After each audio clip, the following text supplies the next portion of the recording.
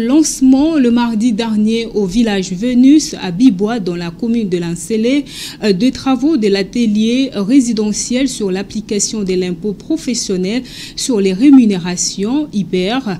Pendant 5 jours, les experts du bon syndicat de l'administration publique et ceux du gouvernement vont tenter d'accorder les violons sur la mise en œuvre de cet impôt. Hier mercredi 22 janvier, les directeurs des études statistique et communication de la DGI, Laurent Babiala Umba, a pris part à ces assises pour expliciter aux participants la pertinence du paiement de l'IPR. Sarah Mangonda nous en parle. Application de la retenue de 15% de l'impôt professionnel sur les primes, collations et autres avantages des agents et fonctionnaires de l'État, de personnel, membres de cabinets politiques, de personnel des institutions politiques, tant centrales que provinciales, tels est les thèmes qui a réuni le banc gouvernemental et syndical dans un atelier résidentiel à Bibois dans la commune de Lancelé en vue de trouver un terrain d'entente sur la faisabilité de celui-ci.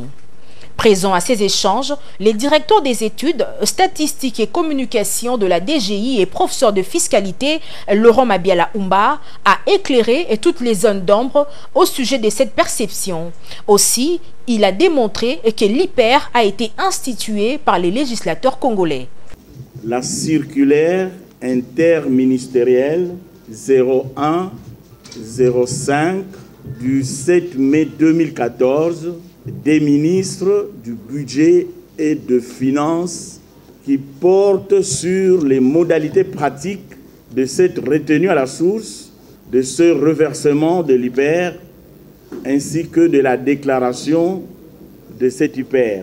Je dois donner une précision, Monsieur le Président, chers membres du banc syndical, que ici il s'agit de l'impôt professionnel sur les rémunérations qui touche 2 catégories de rétributions versées par le Trésor public.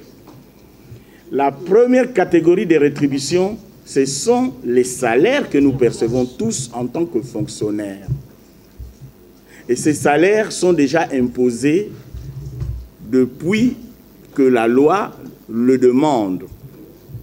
En ce qui concerne les fonctionnaires, c'est un forfait qui a été mis en place, qui était jusque l'année dernière de 1500 francs congolais pour les fonctionnaires. Par contre, pour le cadre fonctionnaire, c'était 2500. Poursuivant son speech, Laurent Babiala a explicité à l'assistance comment l'impôt est fixé selon les barèmes fixés par la législation. L'article 84 nous fixe le barème. Ce barème-ci, c'est le barème maintenant qui est d'application en 2020.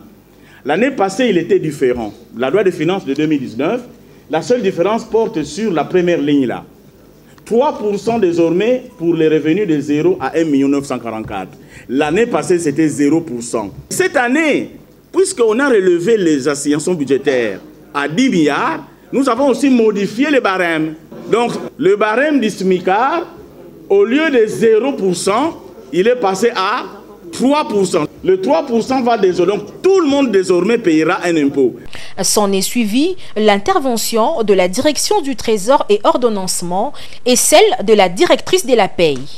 De son côté, le président de l'intersyndicale nationale de l'administration publique Fidel Kiyangi plaide à ce que le gouvernement revoie leur enveloppe salariale, aussi que cet atelier aboutit à un accord entre les parties prenantes.